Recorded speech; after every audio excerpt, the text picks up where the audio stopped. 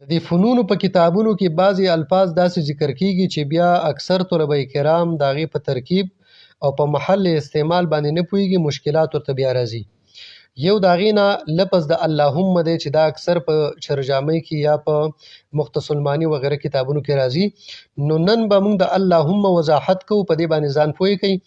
نو لفظ د اللهم چې دی اولنۍ خبره په دې کې دا ده چې دا اللهم دا په اصل کې وو یا الله،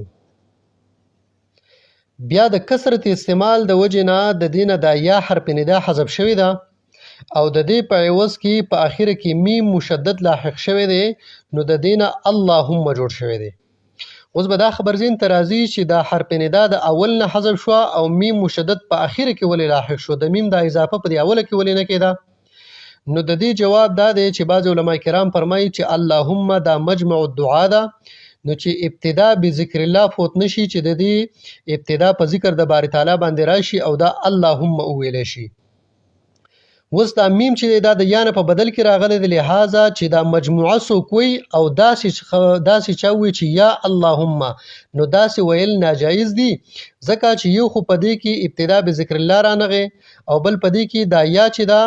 نو د دې په عوض کې دا میم مشدد راغلی، نو دلته اجتماع د عوض او د معوض عنه چې دی دا پکې لازمه شوه، نو د دې وجې نه یا اللهم ویل دا ناجایز دي.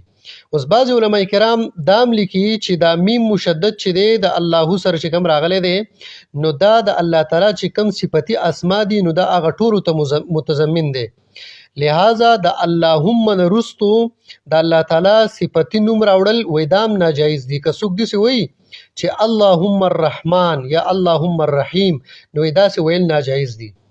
او که دا میم مشدد وسره نه وي او صرف یا الله وي،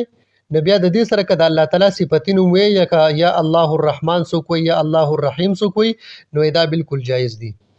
بله خبره دا ده چې کوم د الله تعالی ذاتی نوم دی لفظ الله، نو دا یا حذف کول او د هغې په عوض کې په آخر کې میم مشدد راوړل دا صرف خاصه د باری تعالی د دې اسم ذاتی ده، لہذا په بل ځای کې دا ناجایز دي چې ته حرف ندا حذف کی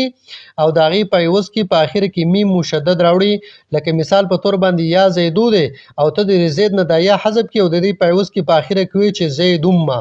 او یا لکه یا عمرو دی او ته د هغې نه دا یا حذف کی او په آخر کې د هغې په ځای میم مشدد راوړي او عمرم وي، نو داسې ویل ناجایز دي.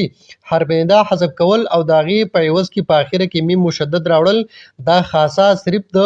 اسم ذات ته د لفظ الله ده. اوس د دې نه وروستو به مونږ راځو محل استعمال ته، چې دا لفظ د اللهم چې دی نو دا په کم ځای کې استعمالیږي. نو شرجامی چې تاسو ګورئ یا مختصر المعانی، نو اکثر دا په محل د جواب کې استعمالیږي. دا اللهم لفظ چې راشي نو دا اشاره محل د جواب ته، لکه مثال په طور باندې یو سائل وایي کنه چې یاره اقام زید، آیا زید ولاړ دی، او تو ته په جواب کې وایي چې اللهم نعم یا اللهم لا وي یا اللهم نعم وي، نو د دې مطلب دا دی د لفظ د اللهم دا محل د جواب ته اشاره ده، او په دې باندې دا متکلم چې دی دا جواب ورکوونکی مجیب دی په خپل د جواب هغه اعتماد او د جواب هغه پوخوالی چې دی، نو د په دا مقصودی چې په اللهم سره زما جواب کې تقریر او تثبیت راشي، نو اللهم نعم یو محل استعمال د دې دا دی. او بل خبردار چې دا خو اکثر او کثیر الاستعمال اللهم چې دی نو دا په محل دعا کې کیږي، لکه خلک وایي چې اللهم ارزقنا او یا داسې اللهم افتح بیننا وغیره، او د دین علاوه نورم داسې مواضع دي چې هلته کې اللهم استعمالیږي. خو دا ویډیو بیا اوږدیږي، فی الحال به په دې باندې اکتفا